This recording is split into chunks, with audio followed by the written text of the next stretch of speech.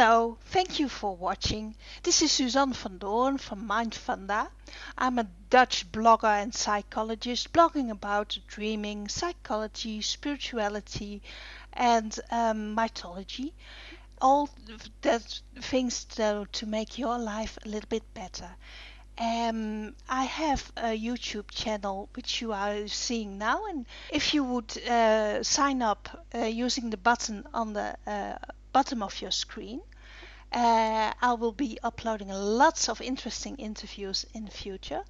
And please sign up for my newsletter using mindfunda.com, and you will getting a free ebook about mutual dreaming, because I did some research about mutual dreaming and I wrote all of it down in a free ebook. So please register for that ebook and download it. And today I have the honor of talking with Mrs. Atwater, and she has been doing some really groundbreaking research in near-death experiences. And when I blogged about my own near-death experiences, somebody said, you should talk to Mrs. Atwater. And so I'm doing that today. Hi, Mrs. Hi, PH hi. Atwater. Hi, good It's Doc morning. Atwater or PMH. PMH. Hi, Yes, PMH. PMH is my name. Yes. Would you please be so kind to tell us about yourself and how you became interested in near-death experiences? My dear, I died. Hmm. And not Just one time, died 3 times three in 19 times. three times in 3 months in 1977. My Whoa. first death was January the 2nd. My second one was January 4, and my third one was March 29. So it was just boom, boom, boom, boom, boom. And later that year, I had three major relapses, one of which was total adrenal failure. So 1977 wasn't my year. And in my third near death experience, I reached a place where I really feel was the center point of creation, where creation actually occurred. I was able to witness creation. And while there, I heard a voice speak to me. And that voice wasn't like an angel or a guide or a guardian or a disincarnate of any kind. It was a voice so big and so powerful that it was bigger than big. I mean, we don't have words to describe that big. And that voice, I called it the voice like none other. And Hmm. that voice said, and I quote, test revelation. You are to do the research, one book for each death. It did not name book one. It did name book two, which is future memory, which is available. It did name book three, which is a manual I'm currently working on. It told me about what was to be in each book, what I was to do. It didn't tell me how to do it or how long it would take me. And so I came back infused with that mission that I've got to go out and completely, thoroughly examine any kind of experience that takes us from death to life, that focuses on that phenomenon we call the near death experience, but also spiritual experiences, and to really get in depth and do the work. And, I'm a cop's kid. I was raised in a police station. So I use that as my protocol. Hmm. I'm a field worker. I get right out in the field and don't do that much with questionnaires. Rather, I do a great deal with observation. So, and cross-checking, double-checking. So, hey, I'm doing my job. I'm doing my work. I'm a researcher because that is what I was told to do. It's Yeah. not something I chose to do. It's what I was told to do. Hmm. So, um, what I was wondering is, being raised by a cop, by a police officer, you told in your books that you how you were trained to be a really good observer. because your daddy asked you, what did you see, what did you see there, and you had to give the right answer. You felt compliant to do that. But on the other hand, you write in your book, I work from the soul, from my heart. And there is a kind of tension between the rules of scientific research, where you have to be really, really accurate in your observations and be given a really statistical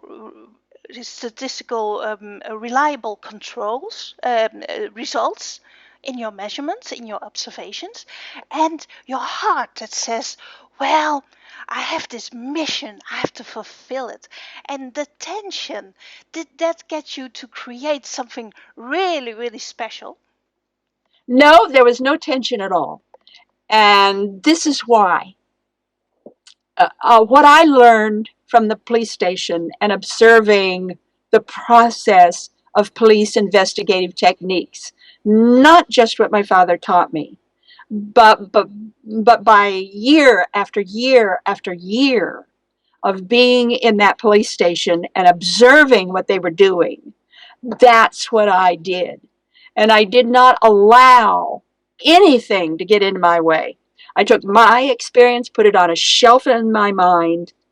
I used my mind as a, a blank slate on which other people could write their experiences.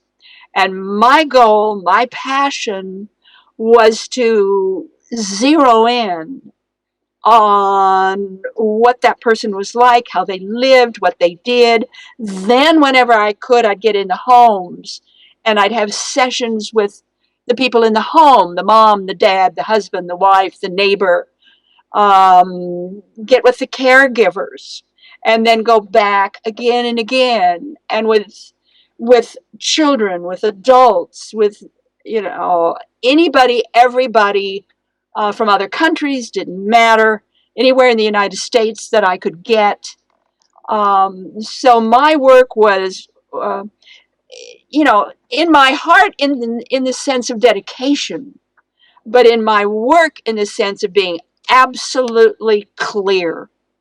And one of the things I learned and saw very clearly is that when you use the typical type of scientific protocol, they use biased words. You use words in advance of the individual, and you cannot do that. A police officer never does that. Well, like for instance, if there's an automobile accident and you have four witnesses, the only thing you can do is go up to an individual and say, did anything happen? If they say car, then you can say car. If they say accident, then you can say accident. You can never use a word in advance of the individual. And what I noticed with the so-called scientific research, they're using words like light. They're using words like out of body experience. They're using words in advance of the individual, and you can never do it. That biases your work. And they don't dig deep. They don't get in the family. They don't get in the house. They don't talk to the caregivers. So, that kind of work was never good enough for me. I wanted I wanted right there, right now, in that person's life. I wanted to know how they were doing dishes, how they were driving a car. How do you balance your checkbook? How do you feel? How do you talk? What are your relationships like? I want to know it all, and I want to know it right there when I'm with them. So that's the kind of energy, and that's the kind of passion I brought to my work. Hmm. Yeah, that's cool. Hey, PMH, um, I got the impression that you think that life is predetermined because you talk about getting that assignment that you gracefully accepted, and so I wondered, um, It's to me, it's like astrology says the same. You are born with a contract. You come into this earth as a soul with a certain kind of contract. What are your feelings about that? Um, I never looked at it one way or the other. I really didn't. But to be honest, if I go back and I go back to my childhood, I was born with dyslexia and synesthesia. So I learned very early to test everything. I had to because nothing made sense if I didn't. Like, for instance, in the first grade, I was the only child in school who could see music, hear numbers, and smell color. So I spent most of the first grade, well, not most of it, but often in the first grade, on a tall stool halfway between my teacher's desk and the door to get out. And sometimes I'd have to even wear a tall conical hat that said dunce on it as an example of a bad child who told lies. So my first grade um, experience was a nightmare. And of course, at that time, and your people are going to relate to this too. It's the time of Hitler. It was the time of the Gestapo. It was the time of the SS troops. It was, my memory of childhood is Pearl Harbor and all the people who died, especially in our city. And there were so many that died in little bitty Twin Falls, Idaho. And I would be walking to school, and I had to walk to school because I was not raised by my mother. I was with another couple who were raising me. They were Norwegians, by the way. I was raised by Norwegians. Anyway, I'd be walking to school, and in those days, here in the United States, if anyone in your family died in the war effort, you were given a large gold star decal that you put on your living room window so everybody could see. And this little kid, am I, walking to school, first grade, I'd see these decals, these gold stars in people's windows. Well, children know what's going on. I knew what that meant. That meant someone in that household had died. And this one morning, when I was walking to school, this one home had 6 new gold stars overnight. And I just stopped and I sobbed and I sobbed and I sobbed. I can't remember one single morning when I didn't have to stop my sobs and just get a hold of myself just to walk in the door of my classroom. So when I say the first grade for me was a nightmare, I'm not kidding. It was a terrible nightmare. Um, and what I had to learn was, how do I make sense of this world? How do I make sense of the world gone mad? And how do I make sense of me and my own abilities? So at the ripe old age of 5 years old,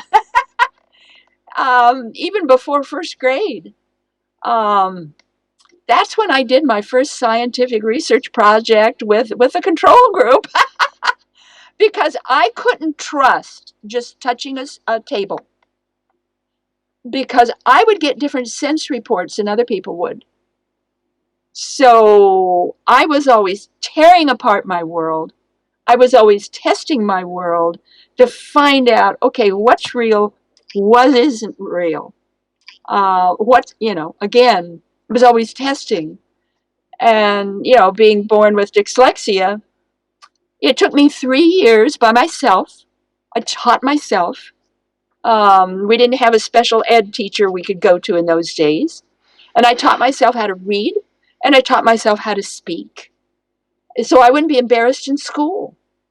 Um, I just sort of grew up with that determination that somehow, some way, I'm going to make sense of this world. So if you go back and look what I'm doing now versus the way I was raised versus the child I was, then it makes sense that I would be chosen to be a researcher because I had already started out as one. So if you want to look at it that way, yeah, it makes sense. Hmm. Yeah, and do you find yourself attracted to astrology, for example, for that reason? Well, Because no, okay. not for that reason, but I am an astrologer. Hmm. I have been an astrologer since the early 60s. Well, no, not the late 60s. I've been an astrologer since the late 60s. So I'm certainly acquainted with astrology and how that works. And I can look at my chart and laugh Hmm. because I have Pluto on the ascendant, Saturn on the midheaven, and that's saying drive, drive, push, push, power, power, and don't trust anything, find out for yourself. And I look at that and I think, oh, gee, I must have chosen this before I was born. It's really fun. Mm. I saw to my great pleasure that you also wrote a book. You wrote a lot of really, really excellent books, and we're going to talk about your book that you are working on a bit later on. But I saw a book that you wrote about runes. Yeah, you did. Yeah, can you Here tell it me is. some? Oh, wow, of the runes Ah, of the goddess. I love it. Can you tell me some? Can you tell us something about that? well, believe it or not, runes is part of my journey. Mm-hmm. Um, After I died and was reasonably human again, I was guided to leave Idaho. I come from the state of Idaho and move to Washington, D.C. And in crossing our country, the width of our country, I needed to go first to the west coast and then travel to the east coast. And in that, and before I left on that journey, there were some newcomers who'd come into town. I was living then in Boise, Idaho, and Idahoans are very, very friendly and very open and very, let's have a party kind of people. And these people were Renaissance kind of people, and they came into town. And so we had a big welcome to Boise, Idaho party for them, where it was a potluck where everybody brought a lot of food. And we just had so much fun. And for entertainment, this group of people said, well, we would like to do some rune casting for you. Well, I've never heard of a rune. What's a rune? And so this woman would shake these stones in her hand, and then she would cast them over a question. And I'd never seen anything like that before. And in my head, I found myself saying, hmm, um, um, well, that was right, but maybe you should have said more. Oh, you missed this one over here. This means this. And I Mm. found myself doing the casting in my head, and I didn't say a word. And she was doing 3 questions from the audience. And with the second question, she stopped. She looked at me, and I was on the opposite side of the room, standing, watching her, and just fascinated. And she said out loud, you know more about these runes than I do. And remember, I hadn't said anything. And I was so shocked. And I found myself saying to myself, you're right, I do.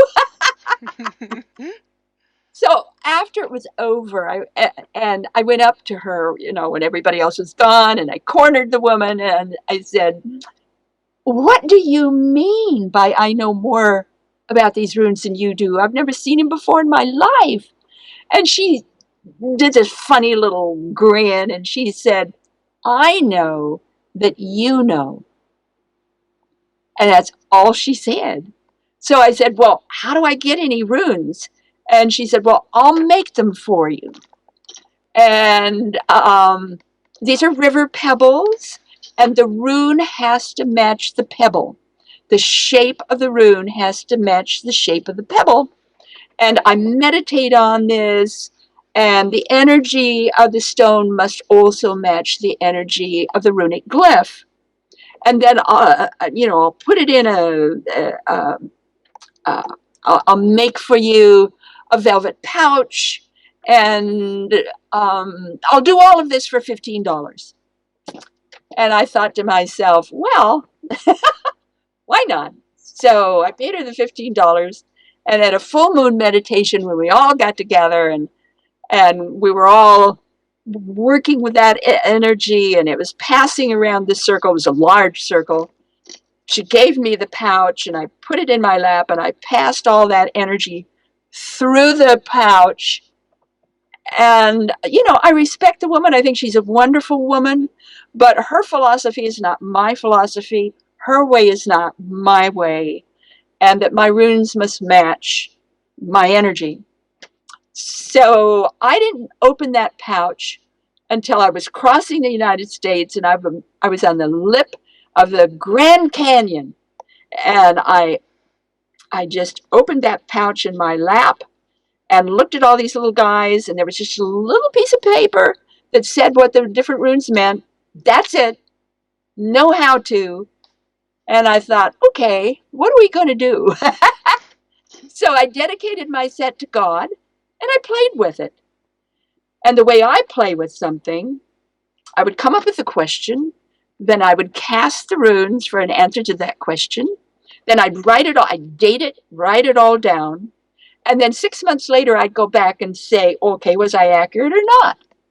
Did this work or not?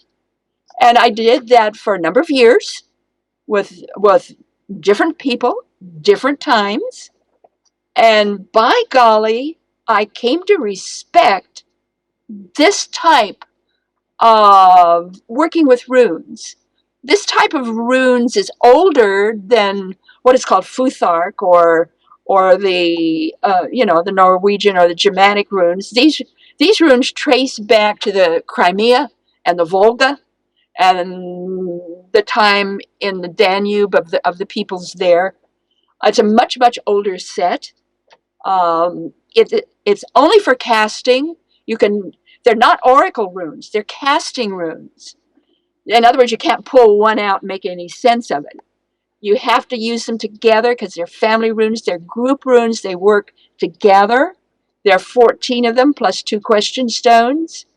And I have never found anything easier to use, more fun, more accurate. People say, well, there's no formats, there's no layout. Of course not. It works with the wisdom within. It works with your inner knowing. And, if you learn how to use your eyes, that's all you need to know. So I put it all in this book.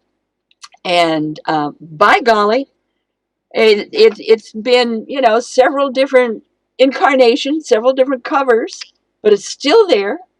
And I still have rune casting sessions myself and invite other people to learn how.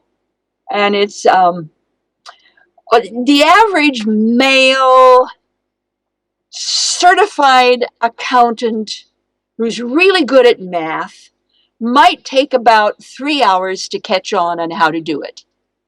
The average child catches on in 15 minutes. It's a simple process. It's fun to use, and I enjoy them still. And it was part of my coming back from death, because learning how to cast runes is what enabled me to treasure the gifts of the earth and the gifts of life. And that's what rune casting has done for me.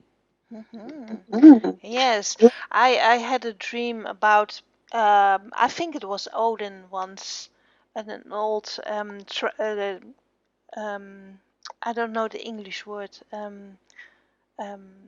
zwerver, an old man, and he was walking on the sidewalk, and I thought he was an alcoholic. He had a big hat, an Odin hat, really Odin, and I wanted to do something for him. I didn't want to give him money because I was afraid that he was going to use it for alcohol.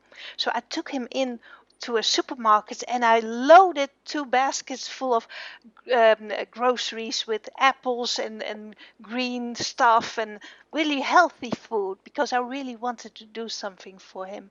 And then we went outside, and then I looked for the first time. We looked at each other, and then I saw that he missed one eye. And I was so scared. And I said, "Oh, I forgot. I got a meeting. Bye." And then I was reading a Robert Moss book, and he was talking about how he had a dinner with his publisher, and that his publisher squeezed some lemon juice in his eye, and that the publisher said, "Oh, you look like Odin," and then said, "Hey, a guy with one eye, Odin." So I looked him up at Google, and then I was, oh, that's One eye. the one-eyed guy in my dream. So, and before I had the years before I had the dream, I had a book about the runes, and I used to cast the runes. I was in my 20s, and I was single at the time, and I was really, really looking for a nice guy. So almost all my questions were about, is that guy in love with me? Because I liked that guy, and well, it was really at one point in time I cast set those runes aside, but I still have a soft spot for the runes. So I was really, really glad to see that you wrote a whole book, and I think your story is really impressive, and it really tells us about who you are. You are self-educated, and you are so smart that you can really teach yourself by doing things and seeing how that worked out, and then write a whole book about it. I think, wow, that's good, that's cool.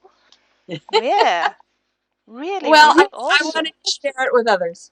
Yeah. Mm-hmm. I want to share the casting system with others. Mm-hmm. Well, um, have dreams played a role in your life? Because I just told you that Odin, the archetype of Odin came to me in a dream. Have dreams guided you in your life? No, not dreams, visions, Mm-hmm. and manifestations. For me, I'm more of a feeler. Yes, dreams a little bit, but those very lucid, bright, bigger than life visions have, yes, they've guided me, but more that guides me is voices and sparkles.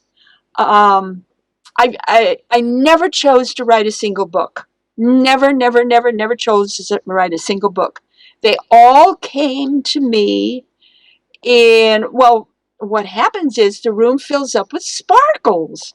There's all these bright sparkles like stars. And they get together, they fall on my desk, and they spell out a name. And, I look at that and I'm just filled with what that might mean, what that says. And then I always go into prayer and double check. Am I interpreting this right? Am I seeing this right? Is this really best for my highest good and the highest good of all concerned to get involved in this? Is this real? And if I get a yes from prayer, from the depths of meditation and prayer, then and then only do I begin the book. So I'm very directed by that sense of movement, by that sense of feeling, by that sense of realness, by that sense of reality, by that sense in my own jaw. I can tell when someone's lying or not lying. In my own mouth and teeth and jaw, I have that sensitivity. So I'm always looking, I'm always experimenting, I'm always testing, I'm always double testing. And then I go again to that sense of reality, that sense of right now. It's like when I'm in a department store, I only buy those clothes that have my name on them, and it'll be with this sparkly little light. Um, yeah, I mean that's what guides me is this sense of presence, this sense of um, Energy? above and beyond that. Presence to me is God incarnate. Presence to me is the fullness and the absoluteness of God itself. That sense of allness, that sense of oneness, that sense of I'm there. I'm with the great breath because I'm part of the great breath. And that's how I live. That's how I do my work. Is always testing and moving with that feeling of presence. Hmm.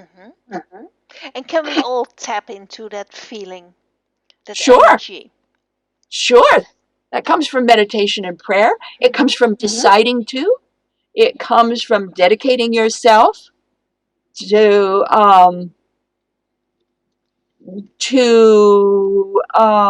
helping to make prayer manifest, making it real. It's not just something you're saying. It's not just something you're feeling, but you're making it real in life. It's something you are living. Yeah, you live Yeah. it.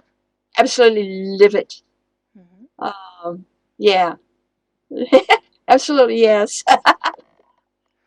When my father died in 2009, something strange happened. Like many times when somebody passes away. My father used to collect antique clocks, and he passed away at a certain time at night. And one of the clocks that was next to my mother's chair the next day stood still at exactly the same time. Yeah, And she thought that it was a joke that we had pulled on her, but that wasn't so, because the sister of I have a lot of sisters, and the sister that was with her didn't know what time my father passed away because she wasn't there. And that was so remarkable. But you have experienced a lot of those little miracles. Can you tell us about that? well, that's the energy you see. Mm-hmm. Um, that's um, that's our energy. That's the energy of who we are, the energy of our soul. And yes, it has physical effect. Yes, it can stop clocks. Yes, it can do all kinds of things. I'm sure your readership or the people in your audience have heard of the book Hello from Heaven. This is about after death communications, people who have died and then come back to talk to or to appear or to in some way contact their loved ones. And there's a very high percentage of people who have lost a loved one who um, who are then, after that person's death, able to communicate with that individual.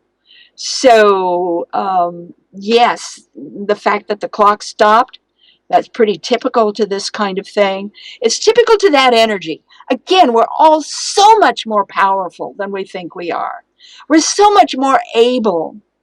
And that's one of the things you learn or can learn from meditation or contemplation or mindfulness. Begin to see how much you can do, how much you can hear, how much you can see, how much you can feel above and beyond what we commonly call our our our faculties. Those faculties can expand and become more and greater, and we see that for certainly in near-death experiences. Um, the average near-death experiencer, and I'm sure it was with you as well, you come back knowing more or feeling more. Your faculties expand. You find yourself capable of more than you were before. Mm-hmm. Yes, you are currently writing a book or doing some research about collecting stories for from young children who experienced a near-death, who had a near-death experience. Um, my experience was that I was on not right diagnosed as being diabetic. I was 10 years, and my parents were not had no not enough medical knowledge, so they conceived me to be in that period of time. It was in the winter, and that is very typical with a low vitamin D. I had not a lot of sun. Vitamin D plays an important role in insulin and sugar distribution, but I was eating candy like mad, and I was Oh, drinking, and I was constantly being punished by my parents for being for not having not enough self-control. And I used to agree with them until the day that I was vomiting in school, and then I thought, God, I must be ill. And I didn't have, being a 10-year-old, I couldn't go to the doctor myself. I had to have permission from my parents, and they would only allow me to see a doctor if I had fever, and I didn't have a fever. So, but then the all the damage in my body kept building up, and I got a really bad ear infection in this ear. And one night the fever was so high. By that time they had called a doctor, I must say, because they acknowledged that I was ill, and they had called a doctor, and the doctor had said, well, let's get her to the hospital tomorrow. Now that night I was in so much pain that I went to the bathroom to get myself a glass of water, and I collapsed, and I got out of my body, and I was so happy, so extremely happy to be able to escape the pain. Oh, yeah. I thought, this is the smartest thing I ever did. Wow, yay! And I was floating around in the sky, and I knew that I was in the hospital. The sense of time is just vanishes. I was in hospital, and I was drawn to the bed of a girl who was lying there with all kinds of tubes in her arms. It wasn't me, it was another girl, and I was really feeling compassionate towards her. My heart opened, and I wanted to be there to give her energy, because I knew that she was in a bad shape. And all of a sudden I got pulled back into my body, and I got that shock that sometimes when you have an out of body experience you have that like you have Yes. to really get into your coat, your body. And then I woke up, and I was feeling, wow, I survived. Oh man, God, I survived. But I didn't have the God experience that you have experienced. But let's go back to your book, the book that you are writing. You are writing a book about children who had those kinds of experiences. Can you tell us more about that? Because you are looking for people who had those kinds of experiences. Let me just kind of put things in perspective, if you will allow me to. Of course. First of all, if I can find it, here it is. This is the book I just finished. Dying to Know You, Proof of God in the Near-Death Experience. This book is filled with voices. There are over 5,000 children and adults in this book. Their voices. This is not a research book. This is not a personal memoir. This is the voices of those people. All I did was sum the voice of the many.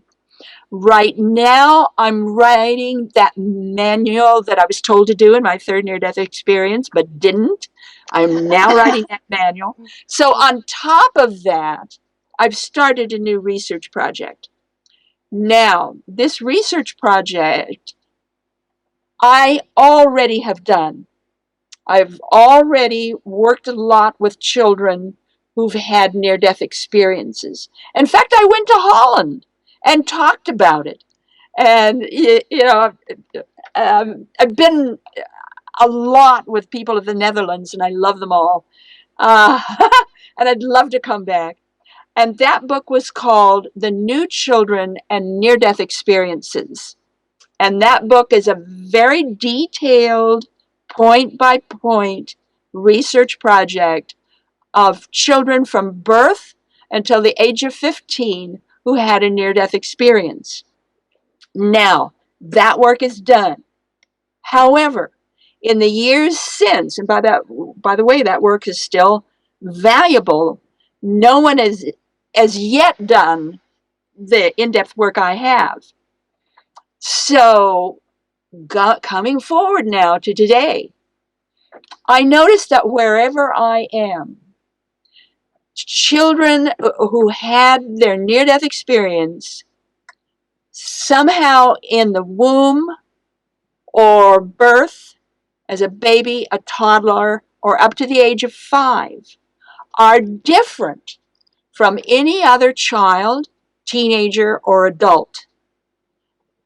And I've seen this over and over again. So my desire is to go back and redo what I did before, only this time focusing on these little tiny ones. Anybody can go to my website. It's www.pmhatwater.com. So that's PMHATWATER.com. And on the homepage, right there on the homepage, is the call for volunteers. You click into that and you'll get the form. That form is not a quiz. It explains the project, what I'm looking for. It explains what I hope you would share with me. And explain where to send that material, either email or by snail mail, regular mail. I'm asking for drawings, especially drawings of people. I want to go back and take a look at those little ones who might have had a near-death experience or somehow have been impacted by some kind of special event that made a difference in their lives. I want to study them.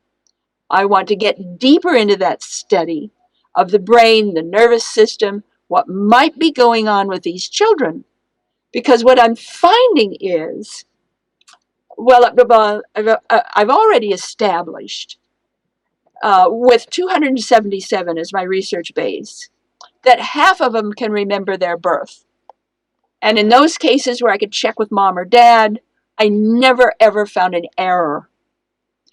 1/3 of them could remember from pre-birth at the age of 7 months in utero, when they're supposedly a fetus. And that's the same time, 7 months in utero, when science tells us that that baby can respond to pain.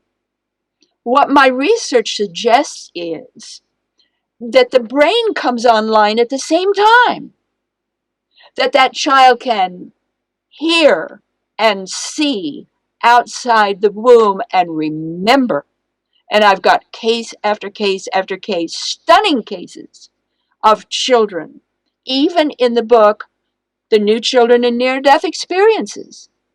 And I'm also finding that these little bitty ones who have these experiences tend not to bond with mom and dad, but rather they tend to bond with the other side.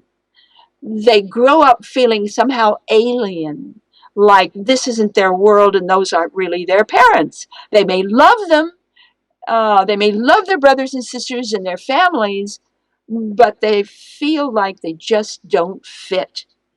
So on my website is an article section.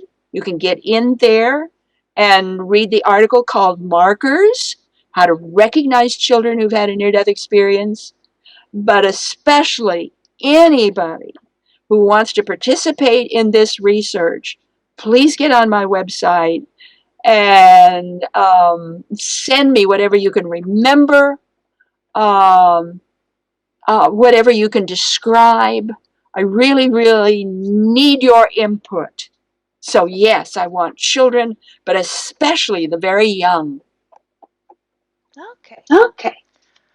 I will put a link to your website in my blog as well, so people who read my blog can join the research if they fit the description. Well, whether or not they fit, if they had something that turned their life around when they were very, very little, we need to take a look at that. Mm-hmm. Yes, very interesting work that you are doing. Yeah, yeah. And then Elizabeth Kubler-Ross inspired you in many ways, didn't she? Uh, Yeah. she was the one that made the difference for me. Well, my cases happened in 1977. Mm-hmm. Raymond Moody's book, Life After Life, came out in 75, but I'd never heard of him, never heard of his book, never heard of anything. And I was at O'Hare Airport. Elizabeth's plane to Europe was 1 hour delayed. So, and I knew what she looked like, so I just went up to her, introduced herself, introduced myself, and said what had happened to me. So, she said, come over here, let's sit down, let's talk about it. There was just two of us, like a couple of schoolgirls sitting on a bench talking. And I told her about my 3 near-death experiences, and she was the one who validated me. But she never called me an experiencer. She said I was a survivor, a near-death survivor. And, it's wonderful to be validated, but by the same token, what she said for me caused more questions than it gave me answers. And it was about 2 months after I met Elizabeth that I began my work. Mm-hmm. Yeah. But she was the one who gave me the word, near death experience, and gave me the pattern. She never mentioned Raymond Moody or anything else, but she gave me that initial jump. Mm-hmm. And, I became friends with her and had a lot of times with her that I value very, very much. But I'm that spunky person that went out on my own and did my own research. Yes, I finally went to college. Yes, I got my doctorate. But that I'm still that field worker who does her job. Mm-hmm. Yeah, and the questions you had when you talked with Elizabeth Kubler-Ross, are those the questions that have guided you through your work? It's what helped me to get started Okay. because I knew I had validation. She validated me. Mm-hmm. She said what happened to me was real. So I could believe in that. I could believe in myself. I believed in my heart, but you really need an outside Yeah. source to, to agree or disagree, or to give you questions, or give you a kick in the seat of the pants, get you going. I needed an outside source, and that was Elizabeth. Mm-hmm. Okay. Well, thank you. It's been very interesting talking to you. Is there a piece of advice that you would give your younger self? My younger self, Mm-hmm. Looking back at your life? my younger self, I was always hmm, so excited about learning, so passionate about learning, and so traumatized by the fact that I was different from anybody else in school. So, what would I give? I would say Believe in yourself and believe what your heart tells you. Wow. Mm. Well, PMH, thank you. I am very, very impressed with you having dyslexia and becoming a writer.